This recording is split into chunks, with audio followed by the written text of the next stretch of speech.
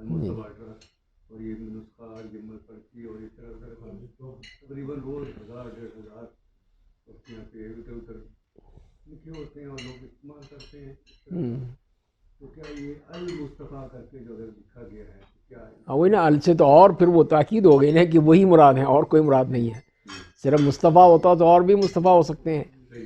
جب المصطفیٰ کر دیا تو وہ تو پھر ظاہر ہے کہ ایک ہی شخص ہے. تو یہی ہے کہ اس کی توہین اس طرح نہ ہو کہ زمین پہ نہ پھینکا جائے، اس کو کیا جائے. وہ جو میں اور آپ کو یہ کہہ رہے ہیں، لیکن بے شمار مریض جو آ رہے ہیں، اس ٹائپ کے جو لوگ آ رہے ہیں ٹوٹلی ان پڑھ ہے، یا ان پڑھ ہے بالکل. نہ ان کو ویسے تو چومیں گے وہ اس چیز کو، لیکن یہ کہ ان کو کسی کو احساس ہی نہیں کہ مطلب یہ کوئی چیز ہے. اور اس طرح بہت ساری عام چیزیں ہیں سر. یہ تو حضور صلی اللہ علیہ وسلم 99 نام اور اس طرح اللہ تعالیٰ کے نام مختلف صورتوں میں لوگوں نے پرنٹ میڈیا میں جی موجود ہے وقت. یعنی وہ تو ایک چیزیں جو ہیں جو بناوٹی ہیں. اب رسول اللہ کے 99 نام ہیں، یہ اس کی تو کوئی نہ سند ہے نہ دلیل ہے، یہ سب اپنے بنائے ہوئے ہیں. اللہ تعالیٰ کے ہیں نام، وہ ٹھیک ہے، وہ قرآن کریم سے لیے گئے ہیں تو وہ تو ہو سکتے ہیں، ان کا اپنے جگہ مقام و مرتبہ ہے. لیکن یہ تو وہ نہیں ہے کہ اس کی کوئی دلیل نہیں ہے. یہ تو آپ نے خود کہا ہے، اصطفانی ربی، یا اصطفیٰ کا نام آیا ہے تو اسی سے اسم مفعول بنے گا مصطفیٰ،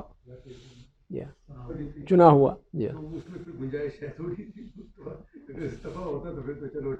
اصطفیٰ تو وہ اب کہہ رہے ہیں نا کہ اصطفانی، اللہ نے مجھے چن لیا ہے قریش میں سے. تو وہ آپ اپنا وہ بیان کر رہے ہیں اپنا طریقہ یا اپنی حوالے سے، تو اسی کو پھر آپ کے لیے پھر وہ اصطفیٰ سے مصطفیٰ بن گیا. تو یہ ہے. اب یہ ہے کہ اس کو مخفف جسے کر لیتے ہیں کہ MTS یا مصطفیٰ ٹرسٹ ہاسپٹل MTH کے نام سے اس طرح کچھ کر لیں، یا ایسا کوئی کر لیں، اس پہ المصطفیٰ نہ لکھیں، آپ ایم لکھیں صرف.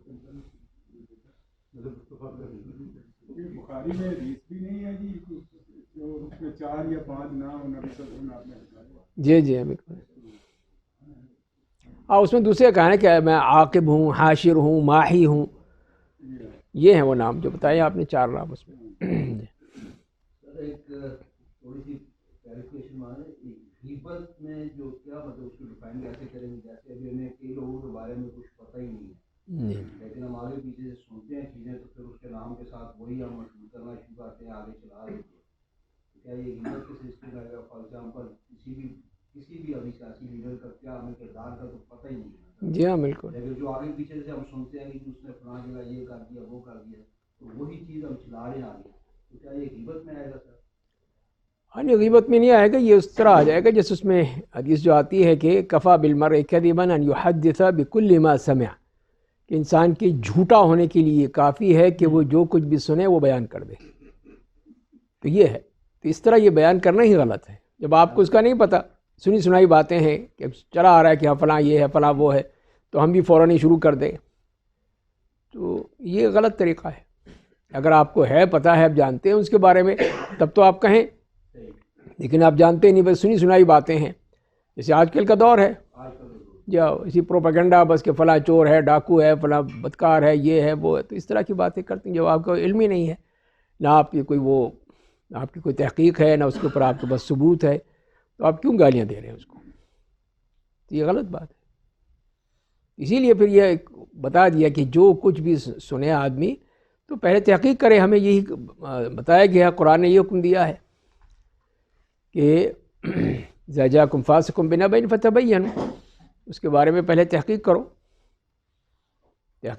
معلوم کرو. اگر ضرورت ہے تو، ضرورت ہی نہیں ہے، بس صرف یہ ہے کہ وہ دیکھنا ہے، اس کو بدنام کرنا ہے، اس کے خلاف پروپیگنڈا کرنا ہے، سوشل میڈیا پہ اس کو اچھالنا ہے، تو وہ ایک اور بڑا جرم ہے اور بڑا گناہ ہے.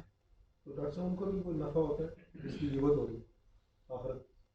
ہاں اس کو یہی ہوگا نا، آخر میں پھر اس کی جو ہیں وہ برائیاں کم ہوتی جائیں گی، سارے اس کے اس میں ڈال دی جائیں گی. وہ تو وہاں پتہ ہے کہ جنت ہوگا کہ نہیں ہوگا، جی یہ تو وہاں جا کے پتہ چلے گا نا.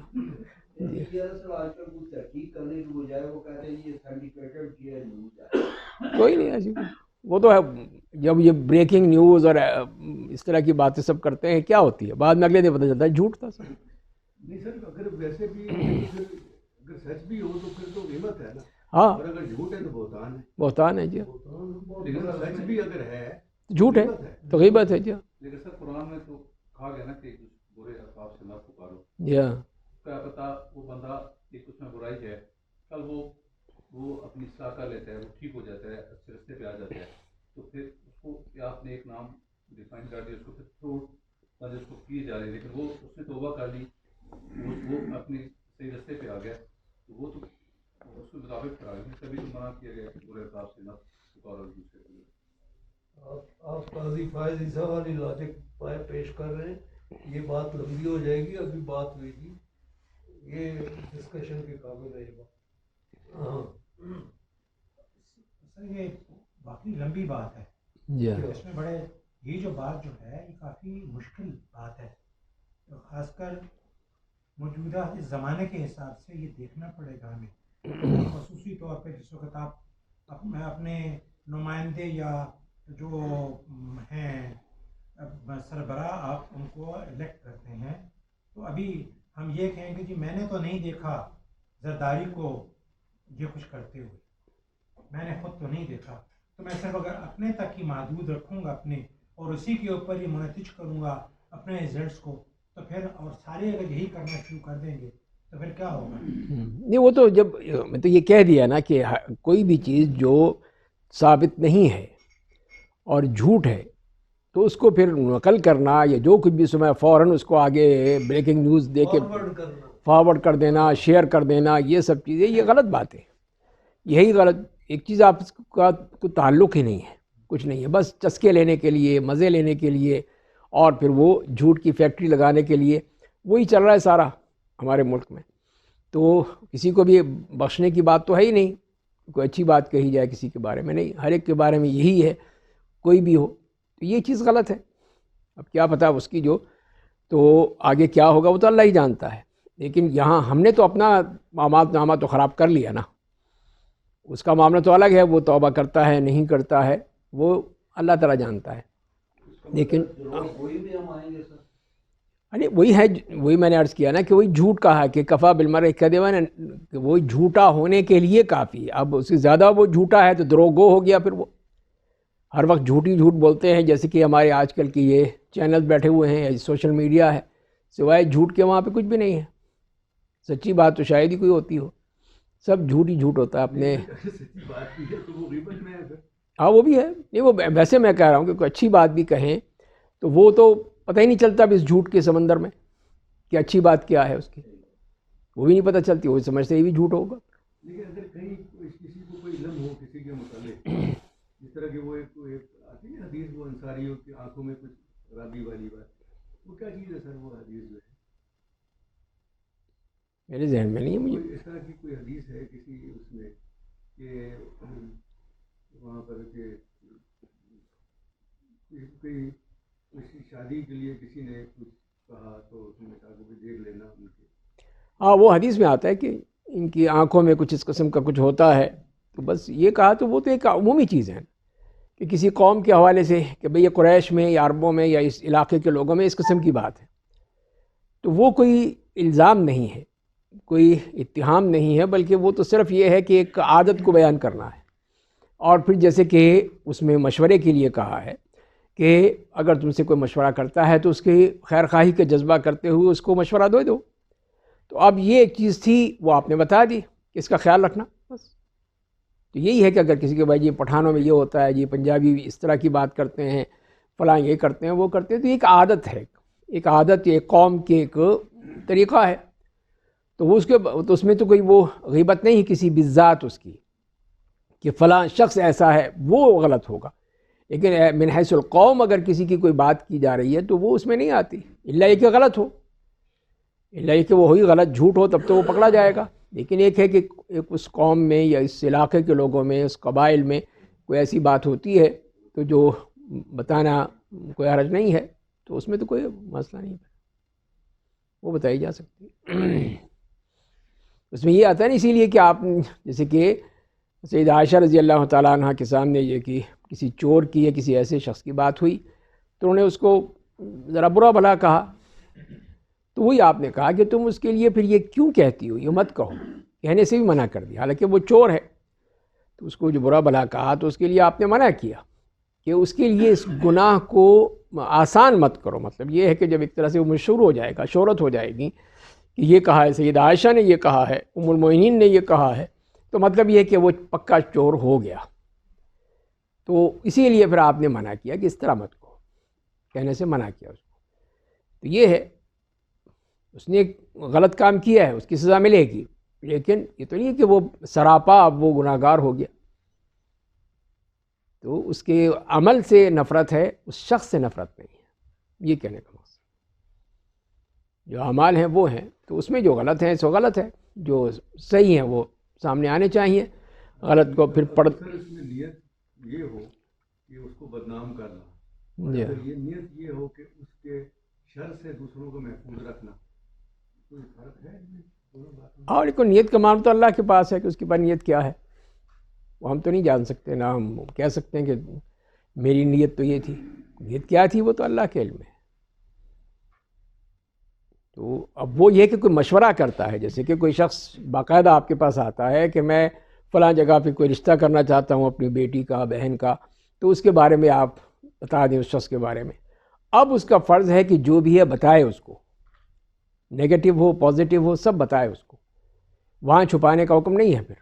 اس لیے کہ ایک مصلحت کا معاملہ ہے، ایک اس لڑکی کی مستقبل کا معاملہ ہے، اس کے آئندہ کے حالات کا معاملہ ہے، تو اسی لیے اس کو بتانا ہوگا کہ وہ بتائے پوری بات. تو اسی لیے جو قرآن نے کہا لا يحب اللہ الجہر من القول بالسوء الا من ظلم، یہ ہے مظلوم کو حق دیا گیا ہے کہ وہ کہہ سکتا ہے اس کے سامنے جو اس کے ظلم کی تلافی کرے. اس طرح جو ہم نے بنا لیا ہے وہ غلط ہے. کیونکہ ہمارے یہاں جو کلچر جو ہے، الیکشن وغیرہ ہوتے ہیں، بہت کچھ ہوتا ہے، تو اس میں ہر قسم کے امیدوار ہوتے ہیں، اچھے بھی ہوتے ہیں اور وہ بھی ہوتے ہیں جن کی ریپوٹیشن کچھ اچھی بھی نہیں ہوتی.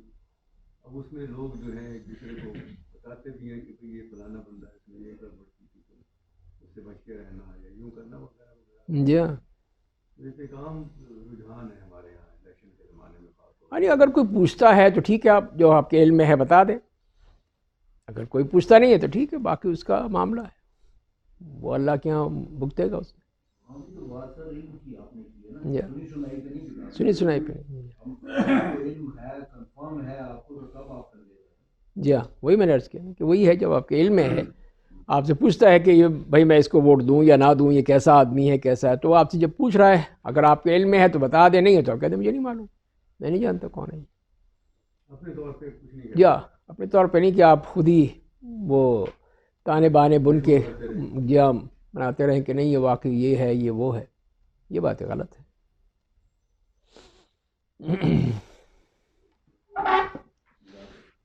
جی آج آیت نمبر 77 سے شروع کریں گے. پیج 43. اعوذ باللہ من الشیطان الرجیم. ألم تر إلى الذين قيل لهم كفوا أيديكم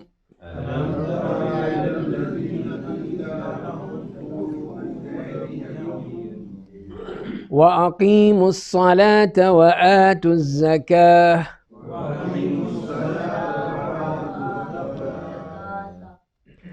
فلما كتب عليهم القتال إذا فريق منهم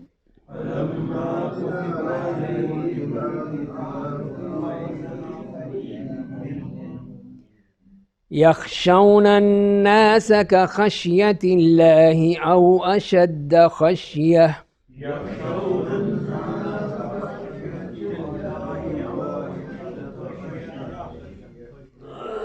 وقالوا ربنا لم كتبت علينا القتال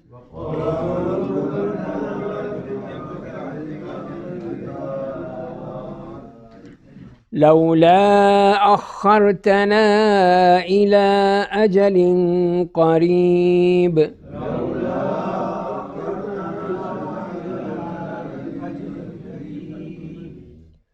قل متاع الدنيا قليل والآخرة خير لمن اتقى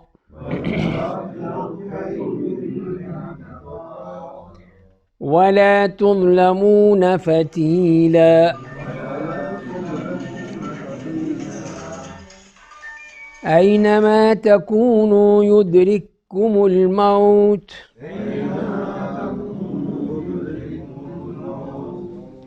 ولو كنتم في بروج مشيدة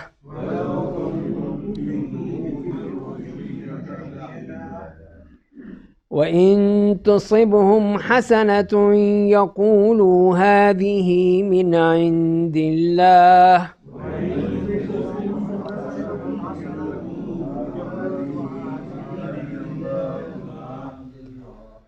وإن تصبهم سيئة يقولوا هذه من عندك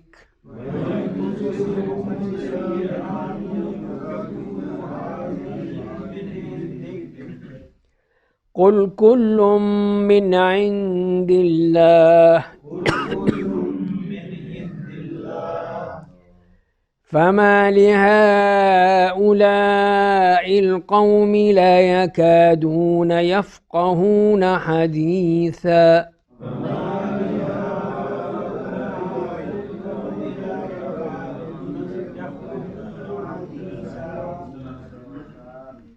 ما أصابك من حسنة فمن الله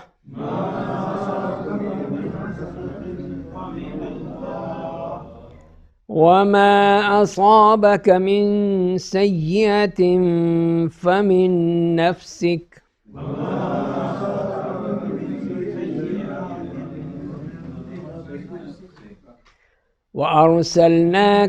وأرسلناك للناس رسولا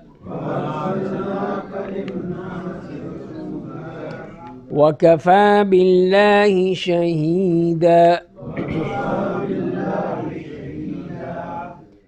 من يطع الرسول فقد أطاع الله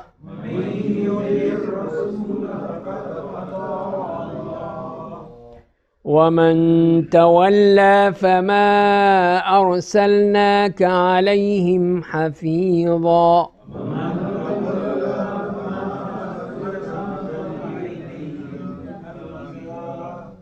ويقولون طاعة فإذا برزوا من عندك بيت طائفة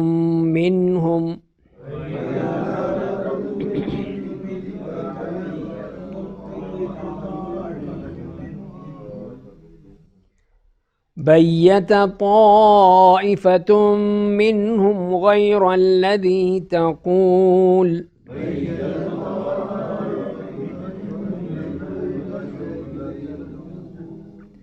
والله يكتب ما يبيتون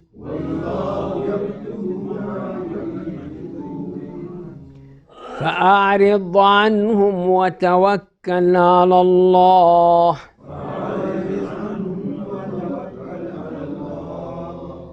وكفى بالله وكيلا أفلا يتدبرون القرآن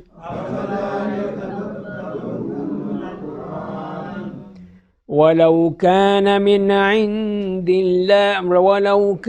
من عند غير الله لوجدوا فيه اختلافا كثيرا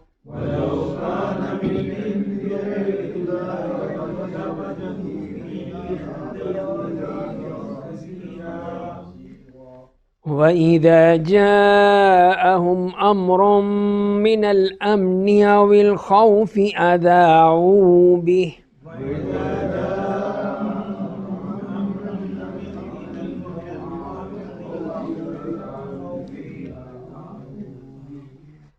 وَلَوْ رَدُّوهُ إِلَى الرَّسُولِ وَإِلَى أُولِي الْأَمْرِ مِنْهُمْ لَعَلِمَهُ الَّذِينَ يَسْتَنبِطُونَهُ مِنْهُمْ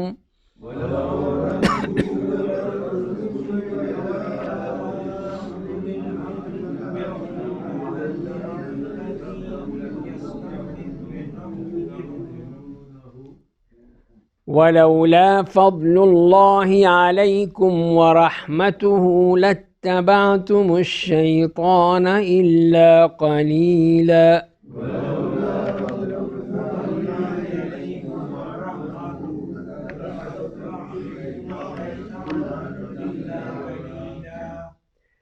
فقاتل في سبيل الله لا تكلف إلا نفسك وحرض المؤمنين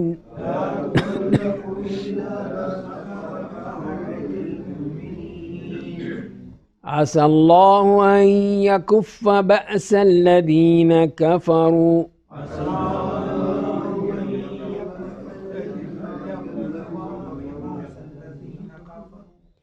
والله أشد بأسا وأشد تنكيلا.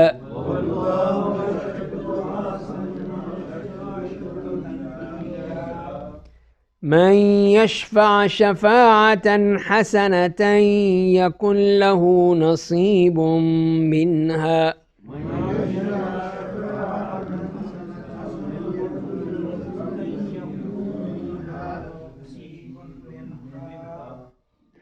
ومن يشفع شفاعة سيئة يكن له كفل منها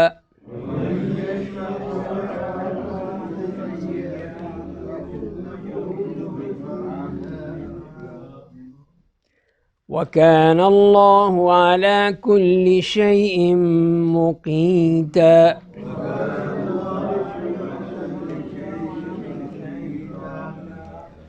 وَإِذَا حُيِّيتُم بِتَحِيَّةٍ فَحَيُّوا بِأَحْسَنَ مِنْهَا أَوْ رُدُّوهَا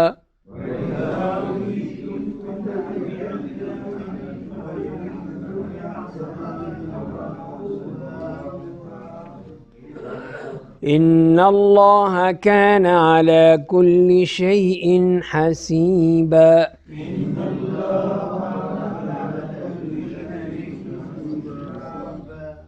اللہ لا الہ الا ہو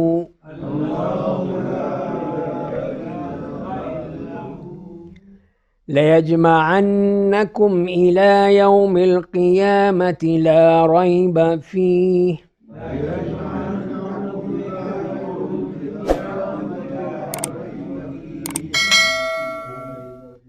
وَمَنْ أَصْدَقُ مِنَ اللَّهِ حَدِيثًا.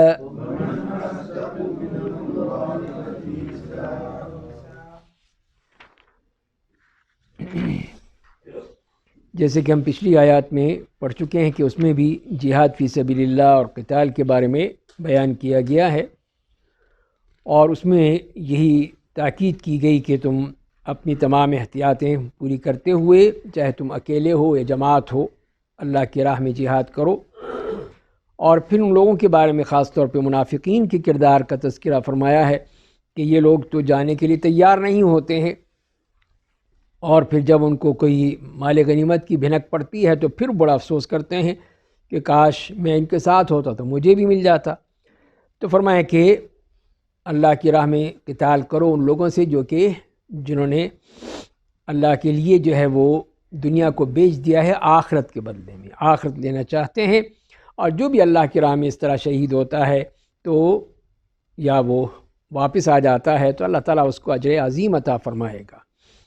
اور پھر اس لیے بھی فرمایا گیا کہ تم کیوں نہیں جہاد کرتے ان لوگوں کے بارے میں جو اللہ کی راہ میں، اور وہ لوگ جو بیچارے بچے ہیں، بوڑھے ہیں، عورتیں ہیں، جن کا کوئی والی وارث نہیں ہے، وہ یہی کہتے ہیں کہ اللہ ہمیں اس بستی سے نکال دے جس کی بستی والے جو ہیں وہ ظالم ہے، اور ہمارے لیے کوئی مددگار بنا دے، ہمارا کوئی مدد کرنے والا بنا دے.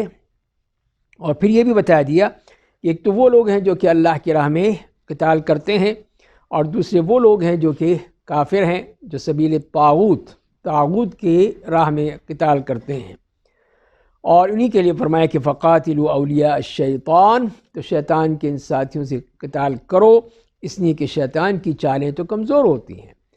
تو یہ ہم نے پچھلے رکوع میں پڑھا تھا۔ اب اس رکوع میں جو چیزیں تو قتال سے متعلق آئی ہیں، کچھ منافقین کے حوالے سے آئی ہیں۔ فرمائیں کہ الم تر الی الذین قیل لهم کفوا ایدیکم واقیموا الصلاۃ وآتوا الزکاۃ، فرمائیں کہ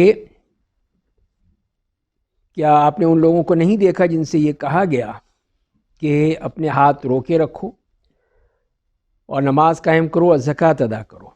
فلما کتب علیہم القتال اذا فریق منہم یخشون الناس کخشیۃ اللہ او اشد خشیہ، اور جب ان پر قتال لکھ دیا گیا تو اچانک ان میں سے کچھ لوگ لوگوں سے ڈرنے لگے جیسے اللہ سے ڈرنا ہے یا اس سے بھی زیادہ ڈرنا۔ اور وقالوا ربنا لما كتبت علينا القتال، اور نے کہا اے ہمارے رب تو نے ہم پر یہ قتال کیوں لکھ دیا، ضرورت کیا تھی اس کی؟ تو فرمائیں کہ تو لولا اخرتنا الى اجل قریب، تو ہمیں ایک قریب وقت تک اور مہلت دے دیتا اور موقع دے دیتا، ہم ذرا عیاشی کر لیتے۔ تو فرمایا کہ قل متاع الدنیا قلیل والآخرۃ خیر لمن اتقى ولا تظلمون فتیلا، تو آپ کہہ دیجئے کہ دنیا کا سامان تو بہت تھوڑا سا ہے اور آخرت اس کے لیے بہتر ہے جو متقی ہے، اور تم پر دھاگے برابر بھی ظلم نہیں کیا جائے گا۔ تو یہاں پہ جو بات ہو رہی ہے، جیسے کہ ہم نے پہلے بھی پڑھا کہ اس میں ان لوگوں کو معذور کر دیا گیا کہ جو بیچارے اس قابل نہیں ہیں کہ وہ جہاد کریں، قتال کریں، ہجرت کریں، تو وہ پھر اللہ سے دعائیں مانگتے رہتے ہیں۔ تو پھر اسی لیے فرمائیں کہ اب مکے میں وہ لوگ تھے ایسے ہی لوگ جن کے بارے میں ابھی تک اعلان نہیں آیا تھا کہ ان کے بارے میں کیا کرنا ہے، اب ان کی مدد کرنی ہے، ان کو چھوڑ دینا ہے، وہ مارے جائیں، کیا ہوگا، سب مسائل تھے اس میں۔ تو اللہ تعالیٰ نے انہی کی طرف پھر اشارہ فرمایا ہے اس بارے میں، ان لوگوں کے بارے میں، کہ اب وہ لوگ وہاں پر ہیں اور کافر بھی ان کے دشمن ہیں، وہ بھی ایذا رسانی کر رہے ہیں، وہ بھی تکلیفیں دے رہے ہیں، مسلمانوں کو اجازت نہیں ہے کہ وہ قتال کر سکیں۔ تو ان سے کہا گیا تھا کہ کفوا ایدیکم، کہ تم اپنے ہاتھ روکے رکھو، ابھی تم بھی کچھ نہیں کر سکتے۔ ظاہر ہے کہ ایک پورا ایک گروہ ہے، پوری ایک طرح سے جیسے کہ ایک وہ آج کل کے مرحلے میں دیکھ لیجیے، ایک طرح سے وہ اسرائیل ہے، پورا ایک ملک ہے، دوسری طرف وہ مجاہدین ہی ہیں جن کے پاس جتنی ہے اس کے مطابق وہ جنگ کر رہے ہیں۔ تو یہی مسئلہ وہاں تھا کہ یہ تو بیچارے مقہور مجبور لوگ تھے، یہ مرد عورت بچے بوڑھے، تو یہ ان کے لیے مشکل تھا کہ وہ جا کے جنگ کریں اس سے جو اس وقت کے حاکم تھے۔ تو اسی لیے فرمایا گیا کہ ابھی تم اس سے اپنے ہاتھ روکے رکھو، وَأَقِيمُوا الصَّلَاةَ وَآتُوا الزَّكَاةَ، تو نماز اور زکوٰۃ جو ہے وہ یہی ہے کہ نظام تربیت ہے، اس کے ذریعے سے اللہ سے جو تعلق ہے اس کو مضبوط ہونا ہے کہ وہ مضبوط ہو جائے، تاکہ پھر جب موقع آئے گا تب پھر تم جنگ کر سکتے ہو، ابھی تو نہیں کر سکتے، ابھی تمہیں قتال کی اجازت نہیں دی گئی ہے۔ تو لہذا پہلے ایمان کو مضبوط کرو، اپنی جو روحانی صلاحیت ہے اس کو آگے بڑھاؤ، اور اسی میں پھر یہ نماز اور زکوٰۃ کے جو فائدے ہوں گے اور تم بڑھو گے۔ تو لیکن اب ظاہر ہے کہ وہ ایک کمزور جب ذہنیت بن جاتی ہے تو اس کے بارے میں یہاں پہ انہوں نے کہہ دیا وقالوا ربنا لما كتبت علينا القتال، جب اجازت مل گئی اب یہ کہہ رہے ہیں کہ ہمیں کیوں اجازت دی آپ، لما كتبت علينا القتال، ہم پر یہ قتال کیوں لکھ دیا گیا، اور کچھ تھوڑا سے مہلت اور دے دیتے اور کچھ اس طرح رہ لیتے ہم۔ لیکن جب اللہ نے اجازت دی تو اب وہ کمزور لوگ تھے، اب ہو سکتا ہے ان میں منافقین جیسے لوگ بھی تھے، وہ بھی اسی کام پہ لگے ہوئے تھے، کسی طرح لوگوں کو روکیں اس کام سے کہ کوئی نہیں، جہاد کچھ نہیں کرنا ہے، کوئی ضرورت نہیں ہے۔ تو یہ چیز جو ہے وہ پھر اللہ تعالیٰ نے ان کو ان کے بارے میں بتا دی اور پھر اسی کا جواب دیا ہے۔ پہلی بات تو یہ فرمائی کہ قل متاع الدنیا قلیل، کہ آپ ان سے کہہ دیجئے کہ دنیا کا سامان جو ہے وہ بہت ہی تھوڑا سا ہے، بہت کم ہے، دنیا کا اور آخرت کا تو مقابلہ ہی نہیں ہے۔ تو جیسے کہ آپ نے ایک حدیث میں آیا ہے کہ جس طرح کوئی شخص سمندر میں اپنی انگلی ڈالتا ہے پھر دیکھے کہ کیا نکلتا ہے، سمندر سے کیا نکلتا ہے، یہی دنیا ہے، یہی دنیا ہے کہ جو نکلی ہے اس میں، اس کے مقابلے میں پورا سمندر وہ آخرت ہے۔ تو یہ اس کا موازنہ تو ہو ہی نہیں سکتا، قل متاع الدنیا قلیل، اور اسی لیے پھر وہ تو بہت کم ہے۔ اور اسی طرح اگلا جو ہے والآخرۃ خیر لمن اتقی، اور آخرت بہتر ہے جو کہ اللہ تعالیٰ کا تقوی اختیار کرتا ہے، ڈرتا ہے. اور اس طرح پھر آپ نے ایک اور مثال بھی دی ہے، کہا کہ میری اور دنیا کی مثال ایسے ہی ہے جیسے ایک مسافر ہے، وہ راستے میں جاتا ہے، کسی درخت کے نیچے جو ہے وہ کچھ دیر آرام کرتا ہے، پھر چل پڑتا ہے. بس یہ ہے مسافرت کی زندگی. یہی سمجھتے ہیں کہ نہیں، اب کوئی یہ نہیں کر لیتا کہ میں اس درخت کے نیچے بیٹھا ہوں لہذا یہیں پہ اپنا گھر بنا لوں، یہیں پہ قبضہ کر لوں، یہیں پہ سب کچھ کر لوں. نہیں کرتا وہ وہاں پہ رکے گا، آرام کرے گا، پھر چل پڑے گا آگے اپنی منزل کی طرف. تو یہی ہے کہ یہاں پر ہم ایک مسافر کی طرح ہی ہیں، ہماری اگلی منزل تو آگے ہے، وہ اس تک جانا ہے ہم نے. تو ان آیت میں کوئی خاص بات کی طرف بھی اشارہ ہے یا جنرل بات ہے؟ وہ تو مکی زندگی کے متعلق. جی ہاں، اب وہی ہے کہ انہی کے بارے میں کہ جن کو جو بیچارے وہاں پہ کمزور لوگ تھے ان کا معاملہ تھا کہ ایک تو یہ ہے کہ وہ خود کچھ کر سکتے ہیں یا نہیں کر سکتے. تو ان کو روک دیا کہ نہیں تم کچھ نہیں کر سکتے، اس لیے کہ تمہارے پاس طاقت بھی نہیں ہے. طاقت ضروری ہے، بغیر طاقت کے سوائے کسی ڈنڈے سے تو نہیں لڑائی ہو سکتی. تو اسی لیے پھر ان کو منع کیا گیا. نمبر 2 یہ ہے کہ پھر جو دوسرے مسلمان تھے ان کا کیا ہے، وہ کیا کریں گے. تو ان کو بھی روکا ہوا تھا، الا کہ جب وہ قرآن کریم کی آیت آ گئی وَأُذِنَ لِلَّذِينَ يُقَاتَلُونَ بِأَنَّهُمْ ظُلِمُوا وَإِنَّ اللَّهَ عَلَىٰ نَصْرِهِمْ لَقَدِيرٌ، تو ان کو اجازت دے دی گئی کہ جو وہ مظلوم ہیں ان کے لیے اب تم جنگ کر سکتے ہو، اجازت دے دی گئی.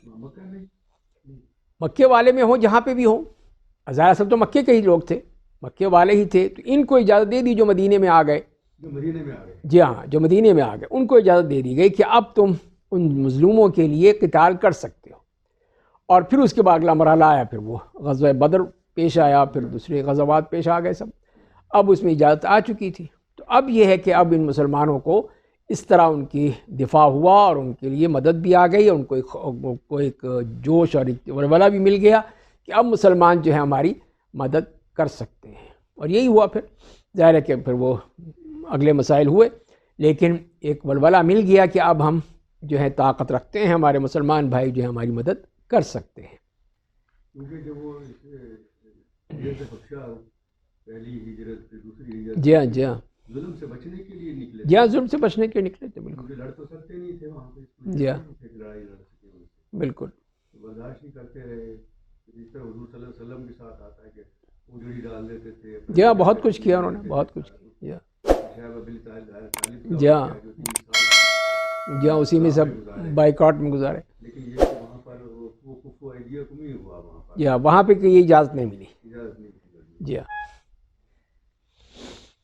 تو یہی فرمایا گیا کہ والآخرۃ خیر لمن اتقی ولا تظلمون فتیلا.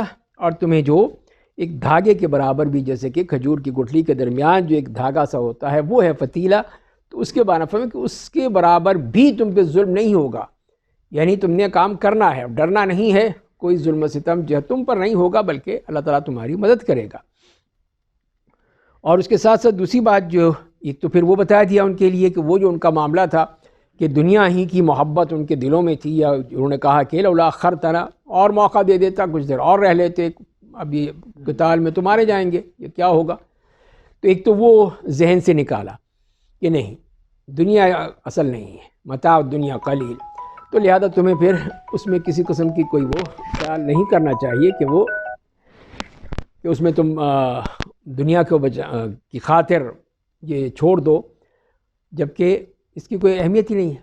اللہ کے یہاں کوئی اہمیت نہیں ہے اس کے بارے میں. اور دوسری بات یہ فرما دی، اگر موت کا ڈر ہے تو پھر یہ سن لو کہ اینما تکونوا یدرککم الموت ولو کنتم فی بروج مشیدہ، کہ تم جہاں کہیں بھی ہوگے موت تمہیں پا لے گی، خواہ تم مضبوط قلعوں میں ہو، وہاں پہ ہو تب بھی. وَإِن تُصِبْهُمْ، یہ اگلا موضوع آ رہا ہے. تو بہرحال یہ دوسرا جو ان کا خدشہ تھا وہ بھی بیان کر دیا.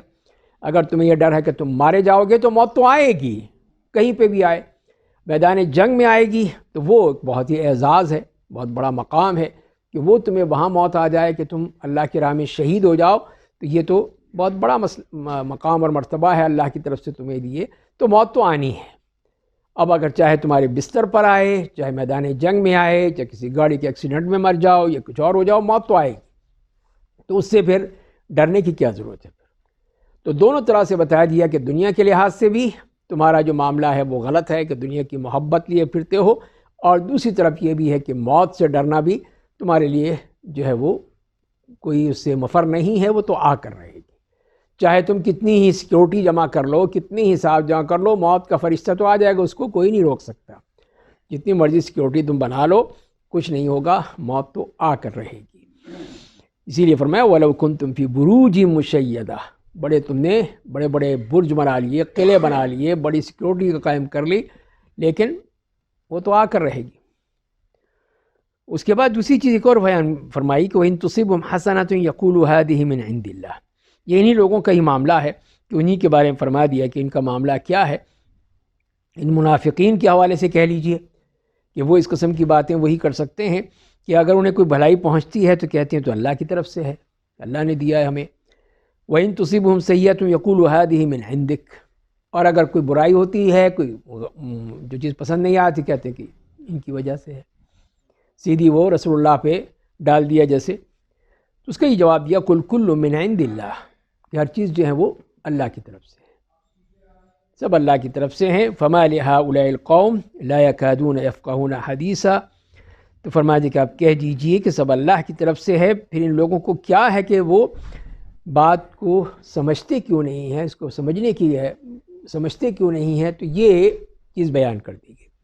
تو یہ ہے کہ ان کا جو معاملہ تھا، اگر جو منافقین ہی ہم کہیں تو ان کا جو معاملہ یہ تھا کہ ان لوگوں نے جو طریقہ بنا رکھا تھا، جیسے یہاں فرمایا گیا کہ اگر کوئی اچھی بات ہے تو وہ تو اللہ کی طرف منسوب کر دی، یہ سب اللہ کی طرف سے ہے، مال غنیمت مل گیا، پیسہ مل گیا، دولت مل گئی، یہ چیزیں مل گئیں۔ اور دوسری طرف اگر کوئی برائی کا معاملہ ہے تو وہ پھر ڈال دیا مسلمانوں پر، یہ سب ان کی وجہ سے ہے، اگر یہ ہمارے ساتھ رہتے تو نہ مرتے، جیسے کہ ہم پہلے پڑھ چکے ہیں۔ تو یہی فرمایا کہ یہ ان کا معاملہ ہے، لیکن اللہ تعالیٰ نے اس کا جواب یہی دیا کہ قُلْ كُلٌّ مِّنْ عِنْدِ اللَّهِ، کہ یہ جو ایک تو وہ اس میں بھی آ گیا جس کو وہ دوسرے انبیاء اکرام کے حوالے سے بھی قرآن کریم نے بیان کیا ہے، وہ ہے قَالُوا إِنَّا تَطَيَّرْنَا بِكَ وَبِمَن مَّعَكَ، کہ ہم نے بدشگونی کی ہے تم سے اور تمہارے ساتھ والوں سے، کہ تمہاری وجہ سے یہ سب کچھ ہوا ہے۔ وہ بدشگونی لیتے تھے اور وہ اس کا سارا ملبہ ڈال دیتے تھے انبیاء اکرام پر، جسے قرآن کریم نے کئی جگہ پہ بیان کیا ہے۔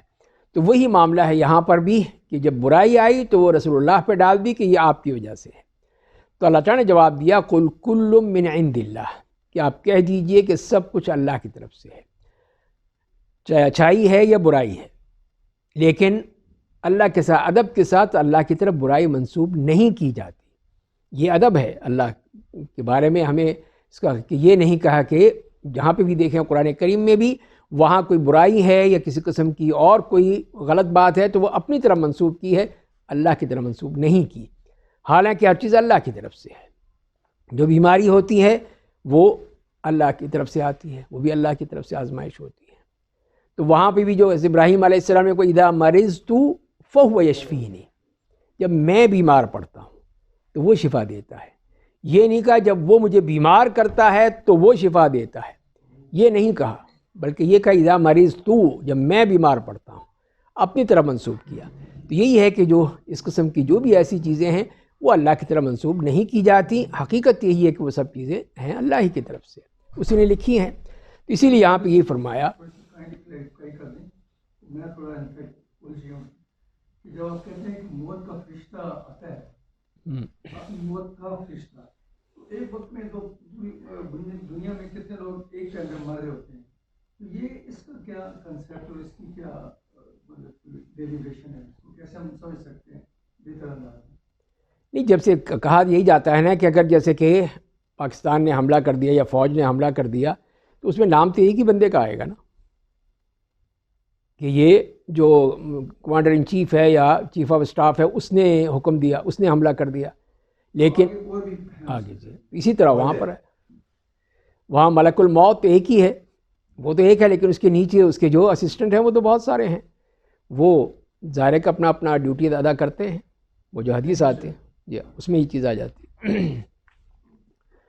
تو یہاں پر یہی فرمایا گیا ہے پھر ان لوگوں کے بارے میں کہ ان لوگوں نے جو برائی تھی وہ آپ کی طرف منسوب کر دی، اچھائی اللہ کی طرف منسوب کر دی، یہ ان کی غلط پالیسی۔ اصل کیا ہے، دونوں چیزیں اللہ کی طرف سے ہیں اور یہ چیز کو سمجھتے نہیں ہیں۔ فما لهؤلاء القوم لا يكادون يفقهون حديثا، کہ ان لوگوں کو کیا ہو گیا ہے کہ وہ کوئی بات سمجھ میں نہیں آتی، ان کو سمجھتے نہیں، اس بات کو سمجھنے کی کوشش کریں. اور پھر اس کی وضاحت پھر اللہ تعالیٰ نے اگلی آیت میں فرما دی کہ ما اصابک من حسنۃ فمن اللہ، کہ جو کوئی بھلائی اگر آپ کو پہنچتی ہے تو وہ اللہ کی طرف سے ہے، اور وما اصابک من سیئۃ فمن نفسک، اور جو کوئی برائی جو پہنچے تمہیں وہ تمہارے نفس کی طرف سے ہے. تو یہ اب فرق بتا دیا، یعنی اصل جو اس کا معاملہ ہے کہ وہ اس کی حقیقت کیا ہے وہ تو بتا دی کہ اللہ کی طرف سے ہے. اس کا سبب کیا ہے؟ نیکی کا سبب اللہ کی طرف سے بنایا گیا ہے، اور موت کا سبب بھی یا اس کے تمہارے گناہوں کی وجہ سے پھر وہ تمہارے لیے برائیاں آ رہی ہیں، یا گناہ آ رہے ہیں، یا آزمائش آ رہی ہے، یا تکلیف پہنچ رہی ہے، سب کچھ ہو رہی ہے تمہاری طرف سے ہے. اور وہ کیا ہے؟ ہمارے گناہ ہیں. گناہوں کی وجہ سے پھر ہم پر یہ چیزیں آ جاتی ہیں. جب ہم گناہ کثرت سے کرتے ہیں تو اللہ کی طرف سے پکڑ بھی آ جاتی ہیں اور وہ مسائل بھی بن جاتے ہیں. اسی لیے فرمایا کہ وما اصابک من سیئۃ فمن نفسک، کہ اس کے سبب تم خود ہو، تم نے خود جو عمل کیے تھے اس کی بنا پہ یہ تمہیں اس گناہ میں اس کی سزا بھگتنی پڑ رہی ہے. تو اس لیے پھر یہ بتا دیا کہ اس کو پھر رسول اللہ کی طرح منسوب کرنا یا کسی اور کی طرح منسوب کرنا یہ غلط ہے، یہ غلط ہے. تم نے جو کیا ہے، تمہارا کیا دھرا ہے، وہی تمہارے سامنے آ رہا ہے.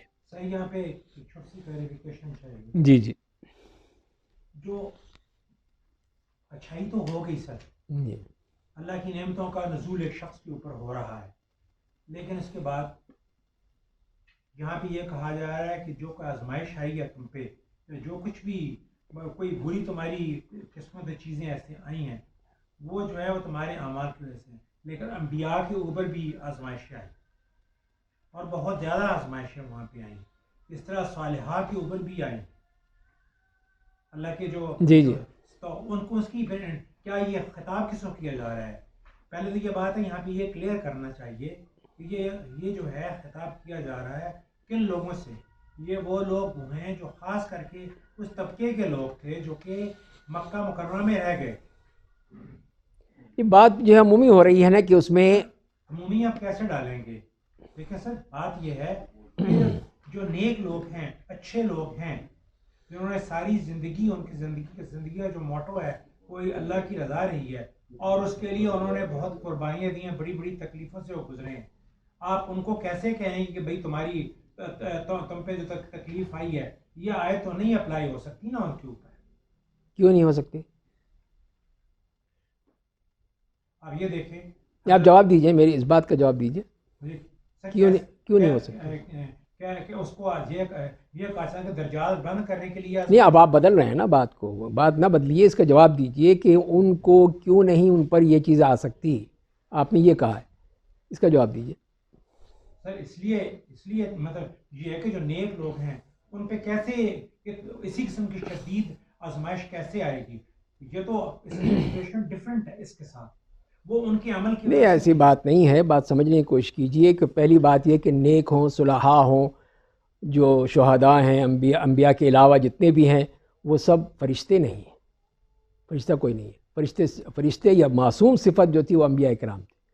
ان کے بارے میں تو آپ کہہ سکتے ہیں کہ ان کا ہے، لیکن آزمائش آتی ہے ان کے لیے تاکہ ان کے درجات بلند کیے جائیں، اس لیے آزمائش آتی ہے. ان کے لیے یہ نہیں کہیں گے کہ ان کے گناہ ہیں اس کی بنا پہ اللہ تعالیٰ نے ان پہ آزمائش بھیجی ہے، نہیں.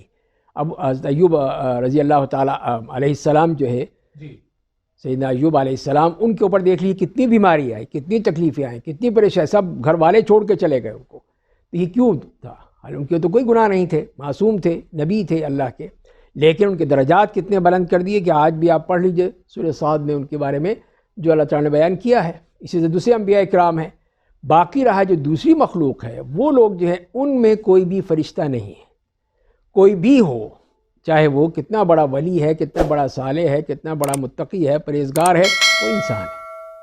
انسان سے غلطیاں ہوتی ہیں، تو اس کے لیے دونوں چیزیں ہیں. پھر ایک تو یہ ہے کہ اس کے جو گناہ ہیں ان کو دھونے کے لیے اللہ تعالیٰ نے اس کو آزمائش میں ڈال دیا کہ اس کے جو بھی گناہ ہیں سب دھل جائیں گے. اب کتنے ہی لوگ دیکھتے ہیں کہ ساری زندگی برے اعمال کیے ہیں، لیکن آخر میں کتنے بہت ہی موذی کسی مرض میں مبتلا ہو جاتے ہیں. یہ کیا ہے؟ یہ ہے اللہ کی طرف سے ان کی گناہوں کا کفارہ، کہ ان کو گناہوں کا کفارہ کر دیا جاتا ہے، پاک کر دیا جاتا ہے. اس کے بعد پھر وہ وقت آ جاتا ہے اور بالکل پاک صاف ہو کے اللہ کے یہاں چلے جاتے ہیں. تو یہ ہے. اب یہاں دیکھ لیجئے یہ ایک دوسرا پہلو یہ آ جاتا ہے. اور تیسرا پہلو وہی ہے کہ ان کے گناہوں کی وجہ سے اس کا ان کو سزا بھی مل جاتی ہے اور ان کے درجات بھی بلند ہو جاتے ہیں, سیئات بھی مٹ جاتے ہیں. تو لہذا پھر یہ اس میں سب پر یہ چیز آ جاتی ہے سوائے انبیاء کرام کے. انبیاء کرام کو جیسے میں نے عرض کیا ان کے تو اللہ تعالیٰ درجات بلند کرتے ہیں اس کے ذریعے سے.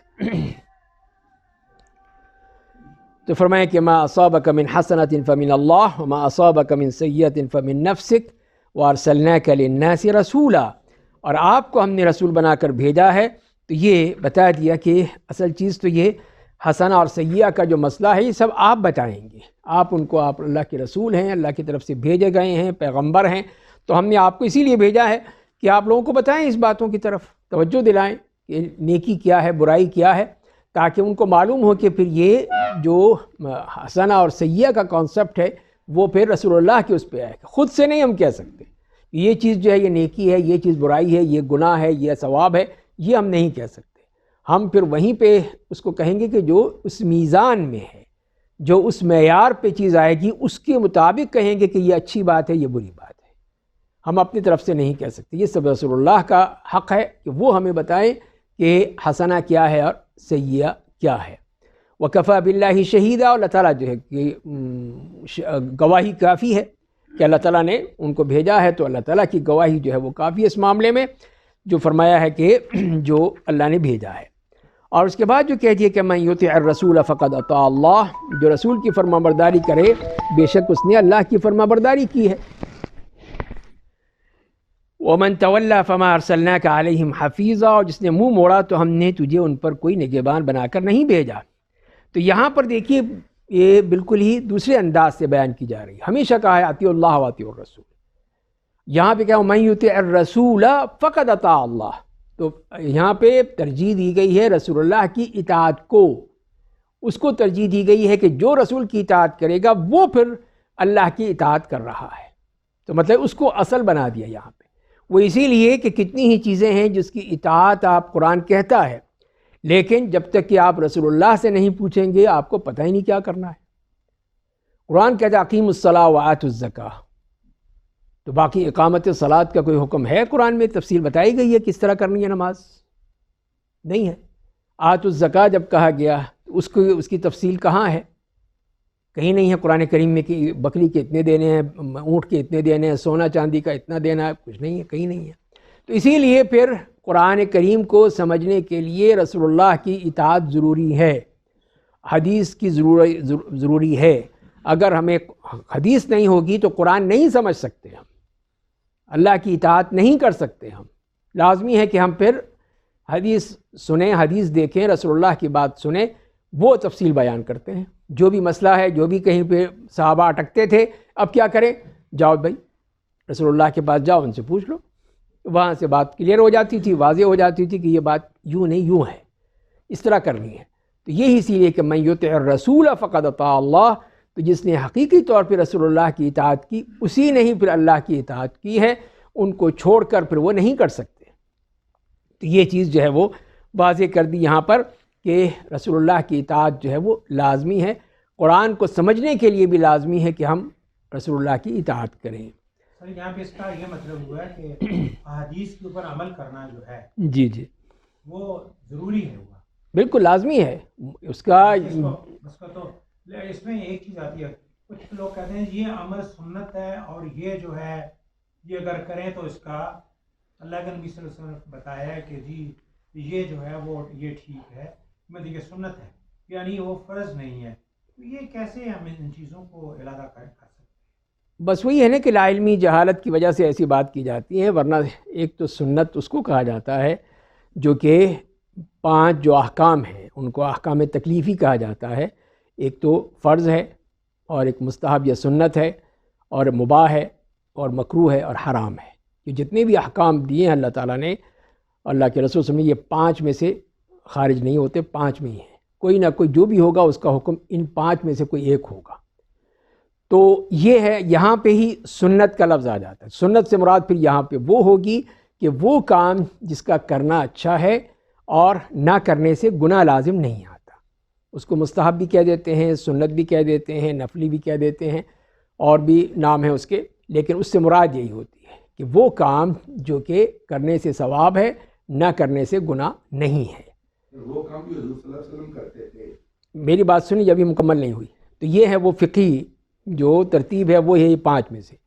دوسری جو ابھی آپ کہہ رہے ہیں وہ ہے کہ جو نبی کریم صلی اللہ علیہ وسلم کی سنت ہے، آپ کی قولی ہے، فعلی ہے، تقریری ہے، آپ کی بعثت سے پہلے ہے، بعد میں ہے، آپ کی جسم کے مطابق کے لیے ہے، جو بھی ہے سب وہ سنت اور حدیث میں آ جاتی ہیں، اس کو سنت اور حدیث کہا جاتا ہے۔ اب اس میں جیسے کہ اب یہ کہیں جی یہ داڑھی رکھنا جو ہے وہ سنت ہے، اب آپ یہاں پہ اس سے کیا مطلب لے رہے ہیں؟ کیا سنت سے مراد وہ ہے کہ جس کا کر لیا تو اچھا ہے، نہ کرا تو کچھ نہیں ہوگا، وہ مفہوم ہے کہ یہ مفہوم ہے کہ یہ رسول اللہ کا عمل ہے، اس کا کرنا جو ہے وہ لازمی ہے؟ جب آپ نے کہا ہے تو لہذا اس کو لازمی ہے اس کا کرنا۔ تو یہ ہے فرق، سمجھنے کی ضرورت ہے سنت کو، ان دونوں چیزوں کو سمجھیں کہ اس سے مراد کیا لیا جا رہا ہے۔ تو عمومی طور پر یہ ہے کہ سنت وہ ہے جو رسول اللہ نے کام کیا ہے، آپ کا قول ہے یا فعل ہے یا آپ کے سامنے کیا وہ عمل ہے، اس کو پھر ہم سنت کہتے ہیں۔ تو وہ چیز ہے، وہ ایک یہ ڈیٹرمن کون کرے گا کہ اچھا فعل کون سا جس کو ہم سنت کہیں گے؟ یہ فیصلہ کون کرے گا؟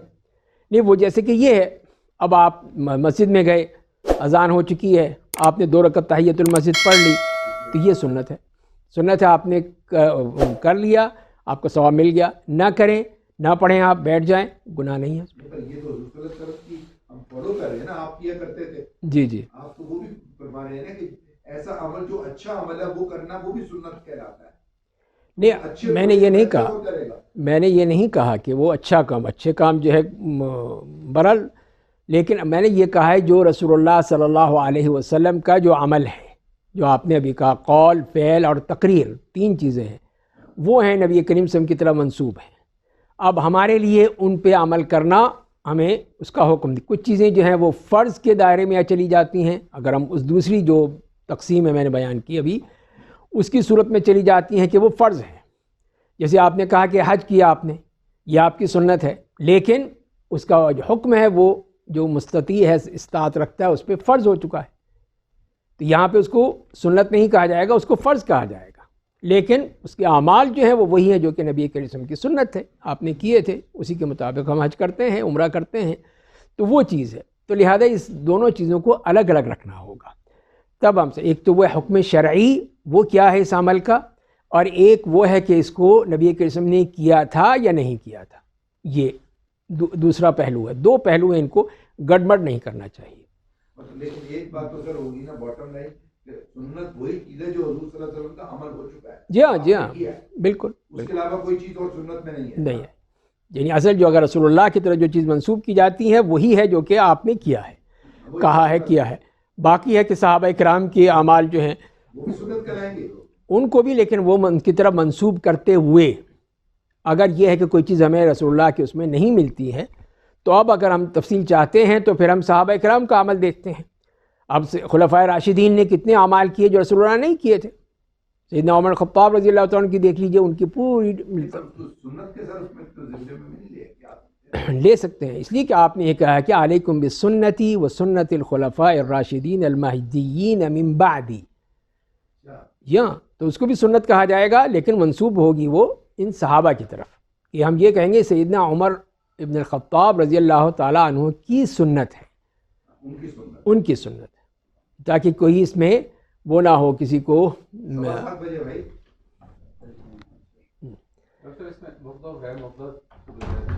وہ تو آگے تفصیلات ہیں، وہ آگے تفصیلات ہو گئی نا اس کی، وہ تو الگ چیز ہے، لیکن یہاں پہ صرف جو ایک وہ ایز اے ٹائٹل جو ہم کسی چیز پہ لگانا چاہیں تو وہ کیا لگائیں گے، تو یہ میں بتایا کہ ایک تو وہ شرعی حکم ہے، اس کے مطابق کیا لگانا ہے، ایک وہ ہے کہ کیا وہ رسول اللہ صلی اللہ علیہ وسلم سے ثابت ہے۔ سنت صحابہ، ایک سنت رسول۔ جی ہاں، بس یہ آ گیا، اس لیے کہ آپ نے کہہ دیا، آپ نے خاص پہ خلفائے راشدین کا کہا، علیکم بسنتی و سنت الخلفاء الراشدین المہدیین من بعدی، کہ میرے بعد جو خلفائے راشدین آئیں گے ان کی سنت بھی، اس کو بھی تم فالو کرنا۔ صحابہ کی نہیں، خلفائے راشدین کی۔ اور تیسرے نمبر پر ہی آتا ہے جو آپ سے جب پوچھا گیا کہ کون جنت میں جائے گا، تو آپ نے فرمایا ما انا علیہ و اصحابی، کہ جس پر میں ہوں اور میرے صحابہ ہیں۔ تو لہذا وہ اسی صورت میں ہے کہ یہ نہیں ہے کہ ہم رسول اللہ کا عمل چھوڑ کے صحابہ کا عمل لے لیں، یہ نہیں ہو سکتا. لیکن یہ ہے کہ کسی چیز میں، کسی معاملے میں اگر ہمارے پاس رسول اللہ سے کوئی چیز نہیں مل رہی ہے تو وہ پھر ہم کہیں گے کہ یہ صحابہ کو دیکھ لیں، خلفائے راشدین کو دیکھ لیں، ان سے مل جاتی ہے تو اس پہ عمل کیا جا سکتا ہے. یہ ہے سر ایک نبی کریم صلی اللہ علیہ وسلم کا عمل ہے جو کہ آپ نے ساری زندگی کیا ہے، جی. کیا اس کو ہم اس آیت کی صورت میں اس کو ہم سمجھیں گے کہ اس کو فرض سمجھ کے کرنا چاہیے ہمیں؟ نہیں، وہ تو یہ ہے نا، پورا اصول فقہ آپ اس وقت مجھ سے پڑھنے کی کوشش کر رہے ہیں جو میں نہیں پڑھا سکتا، کہ فرض کی اپنی ایک علامتیں ہیں جو فرض کی جاتی ہیں. اب یہ بتا دیجئے کہ جب قرآن میں آتا ہے وَإِذَا حَلَلْتُمْ فَاصْطَادُوا، کہ جب تم احرام سے نکل آؤ تو شکار کرو، تو ہم کو شکار کرتے ہیں تو کیا کہاں گئے پھر وہ حکم کیا ہوا؟ تو یہی چیز ہے کہ جب ایک چیز آرڈر ہوتا ہے، آرڈر ہے، امر ہے، حکم ہے، تو وہ پھر فرض کی اس میں آتا ہے. لیکن ایک دفعہ وہ فرض وہی ہوتا ہے کہ جس میں کہا گیا ہے، جب جیسے اقیم الصلاۃ وآتوا الزکاۃ میں فرض کے لیے حکم دیا گیا کہ یہ کرو، تمہیں کرنا ہے، لیکن اس کو رکاوٹ نہیں ہے کوئی اس آرڈر کے آگے. لیکن وہاں جو ہے جب اذا حللتم فاصطادوا سے مراد یہی ہے کہ اب تمہارے اوپر جو احرام کی پابندیاں تھیں ختم ہو گئیں. اب اگر تم نے شکار کرنا ہے تو شکار کر لو، کپڑے پہننا ہے تو کپڑے پہن لو، اور کوئی جتنی بھی پابندیاں تھیں سب ختم ہو، خوشبو لگاؤ، سب کچھ تمہارے لیے وہ ہو گیا. تو اس کے لیے ایک چیز بیان کی گئی، لیکن اسے فرض نہیں کیا گیا کہ سب جائیں اپنی بندوقیں لے کے اور نکل جائیں جا کے شکار کریں، یہ نہیں کہا گیا. تو یہ چیز سمجھنے کی ہے کہ اس کے لیے علامات ہیں، فرض کی علامات ہیں، اس کے مطابق چیز فرض ہوگی، جو سنت ہے اس کے مطابق ہوگی، جو مباح ہے اس کو بتایا جائے گا، مکروہ ہے، اور جو حرام ہے اس کے بارے میں ہر ایک کی ڈیٹیلز ہیں، اس کی تفصیلات ہیں. تو وہ سب وہ اصول فقہ میں ہم پڑھتے ہیں. اسی سے ریلیٹڈ ایک کوشچن ہے. جی بھائی. سوری میں وہ ذہن میں رہتی ہے کہ زکوٰۃ اور نماز کا کہا گیا ہے، تو پھر ساتھ یہ خیرات بھی ہے اور بھی چند ورڈز ہیں وہ ہیں، تو ایک زکوٰۃ پر کیوں نہیں وہ اس طرح سے کیا گیا؟ وہ تو ہماری عجمیت ہے نا، نظر دی ہے جیسا کہتے ہیں. عجمیت ہے نا، ہم لوگ جو عربی جانتے نہیں ہیں، ہم نے کئی لفظ زکوٰۃ بھی ہے، خیرات بھی ہے، صدقات بھی ہیں، اور بھی پتہ نہیں کیا کچھ ہم نکال لیتے ہیں. تو اصل چیز تو دو ہی قرآن نے ذکر کی ہے، ایک زکوٰۃ کا ذکر کیا ہے اور ایک صدقہ کا ذکر کیا ہے. اور صدقات بھی زکوٰۃ کو بھی صدقات کا، انما الصدقات للفقراء والمساکین. تو لہذا جو عربی کا ہے یا قرآن کریم کا جو الفاظ ہیں دو ہی ہیں، زکوٰۃ اور صدقات.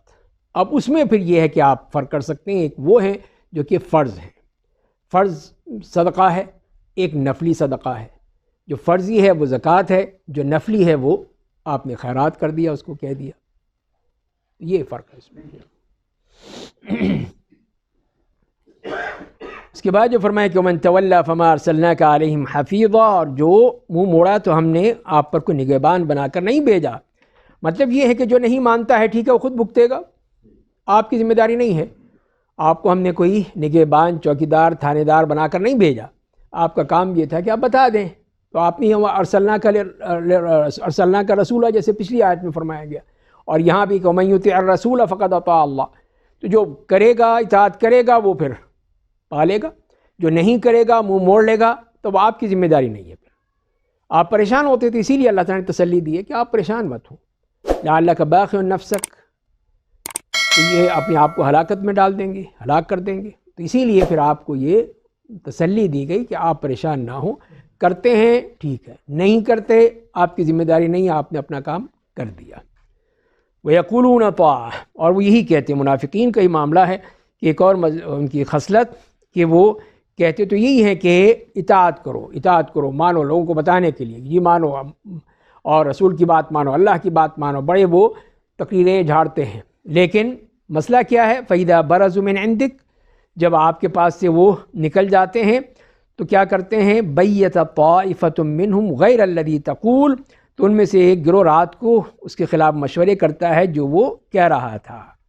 وَاللَّهُ يَكْتُبُ مَا يُبَيِّتُونَ، اور اللہ لکھ رہا ہے جو رات کو مشورے کرتے ہیں. وَأَعْرِضْ عَنْهُمْ وَتَوَكَّلْ عَلَى اللَّهِ وَكَفَى بِاللَّهِ وَكِيلًا، پس آپ ان سے منہ موڑ لیجئے، اللہ پر بھروسہ کیجئے، اللہ کافی وکیل ہے، نگہبان ہے. تو یہ ان کا معاملہ کر دیا کہ دوگلی پالیسی کہ دن میں تو وہ یا بات کرنے پہ آئیں تو یہ کرو وہ کرو، اللہ کی مانو، اللہ کی رسول کی مانو، اور اسی کی بات کرتے ہیں. لیکن دوسری طرف یہ ہے کہ رات کو بیٹھ کے اپنی سازشیں کرتے ہیں، پھر بیٹھ کے پلاننگ کرتے ہیں کہ اب ہمیں کیا کرنا چاہیے، اب ہمیں کیا کرنا چاہیے. تو یہ ہے اسی کو یبیتون سے مراد یہ کہ رات کی تاریکی میں بیٹھ کے کوئی سازش کرنا، وہاں پہ پلاننگ کرنا، اس کو طرف اشارہ کیا جا رہا ہے کہ یہ ہے ان کا معاملہ کہ جب آپ سے نکل کے اور یہ بیٹھ کے اپنی وہ سازشیں کرتے ہیں. واللہ یکتب ما یبیتون، اور جب کہ اللہ تعالیٰ ہر چیز لکھ رہا ہے، نوٹ کر رہا ہے. ہاں ساری ان کی جتنی بھی سازشیں ہیں جو رات کو بیٹھ کے انہوں نے یہ سب کیے ہیں وہ سب وہ لکھی جا چکی ہیں. تو لہذا آپ چھوڑ دیجیے ان کو، آپ کا معاملہ نہیں ہے. فاعرض عنہم، آپ ان سے چھوڑ دیے، ہم ان کو دیکھیں گے. ہم ان کو دیکھ لیں، اسے ہمیں پتہ ہے، ہم نے نوٹ کیے ہیں، ہم نے لکھی ہیں، ہمارے فرشتوں نے سب رپورٹیں دی ہیں. تو لہذا آپ ان کو چھوڑ دیجئے، اللہ پہ بھروسہ کیجئے، اور اللہ ہی بھروسہ کرنے کے لیے کافی ہے. بس باقی آپ کو کچھ نہیں ہوگا، ہم ان سے دیکھ لیں گے. یہاں پہ ایک جی سوال ہے، جی جی فقہی سوال ہے 7:15 بجے نماز. جی زبردست. کہ آپ کو پتہ چلتا ہے کہ ایک سازش ہو رہی ہے جی جی اور آپ پریمپٹیو لے لیتے ہیں، ان لوگوں کو پکڑ لیا جاتا ہے اور ان لوگوں کو سزا دے دی جاتی ہے. ابھی تو آج کل تو یہی ہے نا سلسلہ. جی جی جی حضرت علی کرم اللہ وجہ کون سے خلیفہ تھے کہ میں آپ نے کسی نے کہا کہ آپ کو یہ قتل کرنا چاہتا، تو آپ نے کہا میں اپنے قاتل کو جس سے ابھی تک اس نے اقدام قتل نہیں کیا، میں اس کو کیسے سزا دوں. تو کیا اس کے اوپر اسلامی ریاست کے اندر جو ہے وہ کیا ہونا چاہیے؟ وہ تو یہی ہے کہ اسلام کا جو فلسفہ جرم و سزا ہے وہ یہی ہے کہ مجرم یا ملزم اسی وقت ملزم ہوتا ہے جب اس نے کوئی عمل کیا ہو، ثابت ہو. تب یہاں اس کی طرح نہیں، انگریزی نظام کی طرح کہ وہ ہر شخص جو ہے مجرم ہے جب تک کہ اس کی برات ثابت نہ ہو. اسلام یہ کہتا ہے کہ نہیں، ہر شخص بری ہے جب تک کہ اس کی الزام ثابت نہ ہو. تو یہ ہے اصل اسلامی فلسفہ. تو لہذا وہ اس وقت تک بالکل بری ہے جب تک کہ ثابت نہ ہو. یہی چیز جس نے بھی کہی ہے وہ صحیح کہی ہے کہ جب تک کہ اس نے مجھ پہ کوئی حملہ نہیں کیا، میری گردن نہیں اڑائی، قتل نہیں کیا، تو پھر میں کیسے اس کو پکڑ کے ڈال دوں جیل میں کہ اس نے یہ سوچا تھا یا اس کے بارے میں یہ کہا گیا تھا. نہیں. تو لہذا جب تک کہ جرم نہ ہو اس وقت تک وہ مجرم نہیں ہوتا.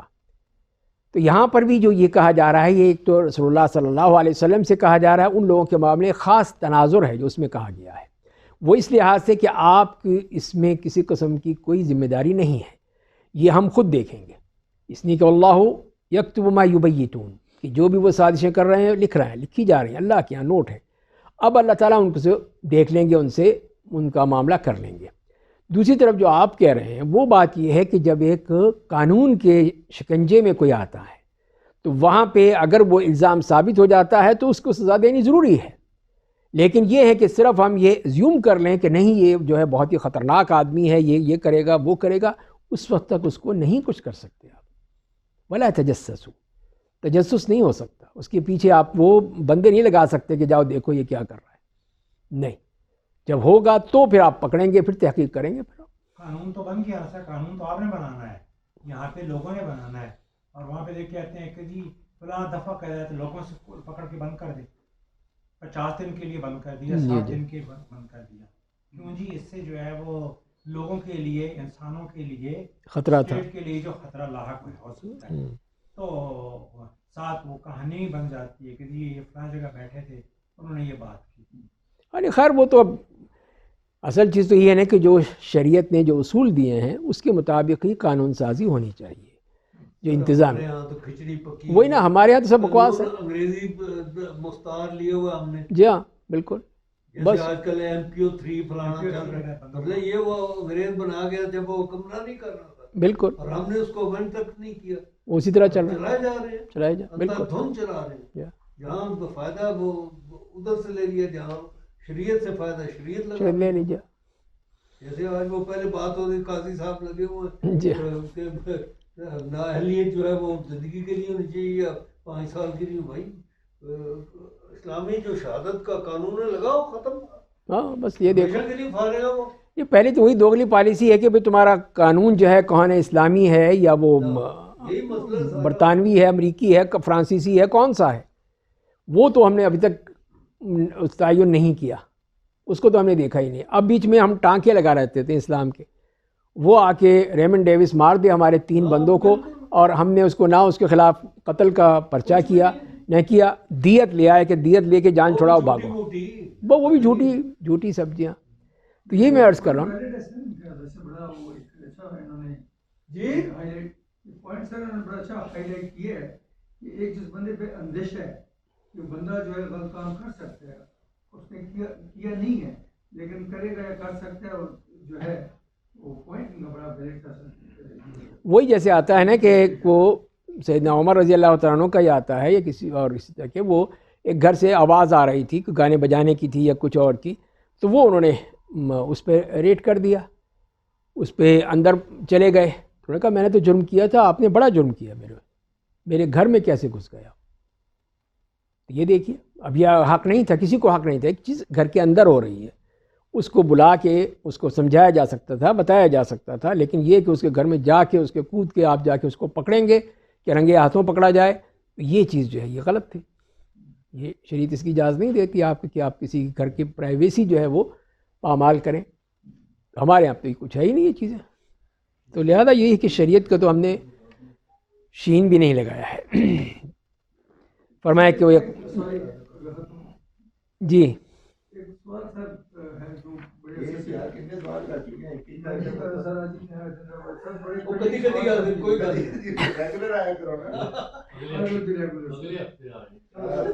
میرا سوال کائنڈ کلیئر کرنے سر, مجھے یہ بشار میں روزانہ سورہ رحمان پڑھتا ہوں, میرے روزانہ ذہن میں اس میں سر کہا گیا کہ قرآن پاک پہلے ہوتا ہے اور انسان بعد میں پیدا ہوتا ہے. کہیں ایکسپلین کر دیں سر, شروع میں سورہ رحمان کا یہ لفظ تو قرآن میں کہاں کہا گیا؟ قرآن پہلے آیا ہے سر, اور اس کے بعد انسان کی تخلیق بعد میں ہوئی. نہیں, یہ ترتیب کہاں بتائی گئی؟ قرآن خلق الانسان.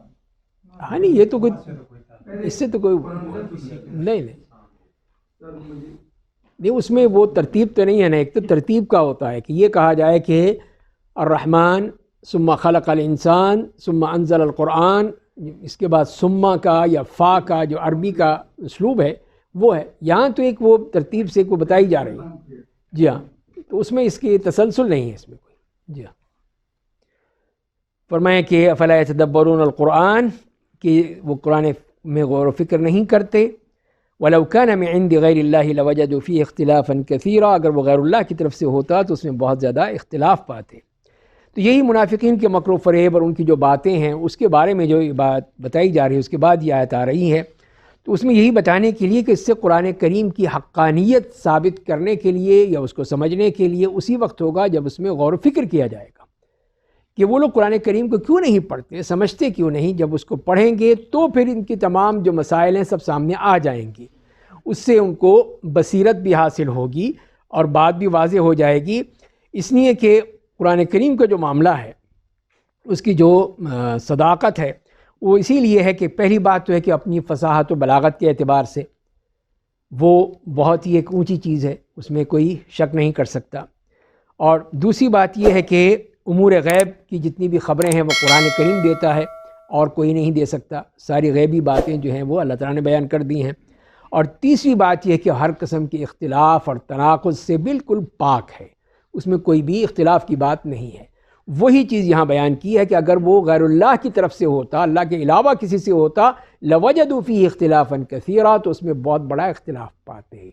اسی لیے کہ قرآن کریم میں نہ کوئی اختلاف ہے, اور یعنی پورا ایک نظم ہے قرآن کا جو شروع سے لے کے آخر تک چلا آ رہا ہے, فصاحت و بلاغت کے لحاظ سے بھی اور جو اللہ تعالیٰ کی طرف سے چیزیں بتائی گئی ہیں ان سب کی طرف سے. تو لہذا پھر اس میں اختلاف تو ہو ہی نہیں سکتا ہے. اور دنیاوی علوم کے حساب سے جی ہاں, کوئی اختلاف نہیں ہو سکتا, کنٹراڈکشن نہیں ہے. اسی لیے کہ وہ چیزیں جو ہیں مسلمہ حقیقت ہے جو اللہ تعالیٰ نے بتائی ہیں. جی, تو اسی لیے پھر قرآن کریم ہی سمجھ کے ہم تمام مسائل کو حل کر سکتے ہیں. اللہ تعالیٰ ہمیں سمجھنے اور عمل کرنے کی توفیق. ریگولر آیا کرو نا, ایک بار سارے سوال نہ پوچھا کرو نا, ہر سیٹنگ پہ آیا کرو پھر پوچھا کرو. ایک بار مقابلہ